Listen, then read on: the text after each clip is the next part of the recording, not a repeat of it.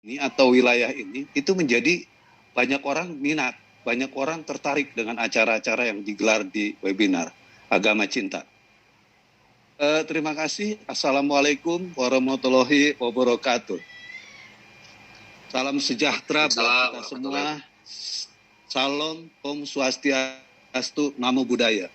Saya penting mengatakan seperti ini, apalagi konteksnya sekarang ya, berkaitan dengan masalah radikalisme. Karena kita nggak boleh meninggalkan 5 filosofis daripada negara kita ini. Ya, baik. Barangkali tadi udah dikatakan karena saya berkaitan dengan masalah ini adalah masalah hukum, saya akan menyoroti dulu berkaitan dengan masalah undang-undang terorisme ini. Undang-undang ini udah beberapa kali dilakukan revisi ya. Terakhir itu yaitu tahun 2018. Di mana di situ ada Undang-Undang Nomor 5, perubahan daripada undang-undang sebelumnya. Kenapa ini diperbaiki terus? Karena memang wacananya harus seperti itu. Barangkali pemerintahan demi pemerintahan ini menjadi penting karena mindset-nya pada waktu dibuat undang-undang itu tidak lepas daripada mindset yang memerintah pada waktu itu. Jokowi adalah jelas.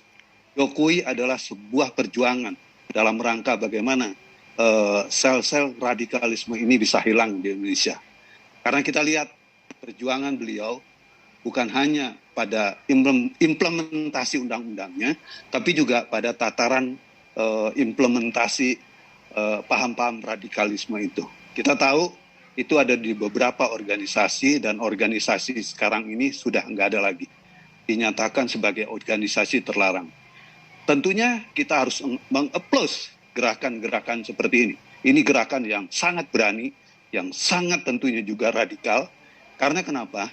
Karena kalau tidak dilakukan hal-hal yang seperti ini, karena kita tahu sel itu berkembang, tentunya nggak lepas daripada induknya. Sel itu ada, kalau tidak ada yang menyebarkan. Oleh karena itu, saya sangat mengapresiasi gerakan-gerakan Presiden dalam rangka menghapus, ya, katakanlah menjadikan organisasi-organisasi pembawa radikalisme ini sebagai organisasi terlarang. Oleh karena selain daripada itu, saya juga ingin menyoroti apa sih yang disebut dengan terorisme. Ya, kalau kita lihat dari Undang-Undang Nomor 5 tahun 2018 itu dijelaskan di dalam pasal 1 ya dan pasal 2 apa sih yang disebut terorisme itu? Terorisme itu adalah gerakan teror dari segala perbuatan ya yang memenuhi unsur tindak pidana terorisme. Dan terorisme itulah perbuatan yang menggunakan kekerasan dan ancaman kekerasan yang berbentuk teror. Saya tidak berpanjang di dalam persoalan ini karena saya yakin semua sudah paham. Apa sih yang disebut dengan teror? Teror adalah suatu gerakan menakut-nakuti, terus juga mendiskriminasikan orang tanpa sebab, terus juga mengatakan kafir-kafir kepada orang yang tidak sepaham dan sebagainya. Ini adalah gerakan-gerakan teror. Dan tentunya gerakan-gerakan teror ini, itu yang paling banyak berkembang sekarang.